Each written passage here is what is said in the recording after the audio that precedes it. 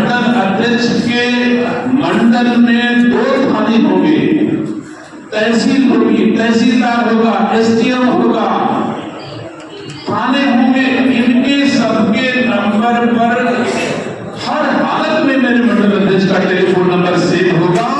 वो कैसे व्यवस्था होगा, हमारे संगठन के जिला के हर पदाधिकारी का, उपाध्यक्ष, महामंत्री तक हर हालत में जिलाधिकारी, पुलिस अधीक्षक, एसडीएम्स, एडीएम्स, इनके सबके फोन पर पूरे जिले के संगठन के पदाधिकारियों का फोन नंबर सेव होगा। अगर वो एडीएम को फोन हमारा उपाध्यक्ष करेगा तो उनको जी भाई साहब कहना पड़ेगा। हमारे विधायक और माननीय सांसद का नंबर किसी भी फोन पर हो सकता है। वैसे मैं उम्मीद करता हूं कि अभी सारे जिला स्तरीय अधिकारियों के फोन पर हमारे माननीय विधायकों का नंबर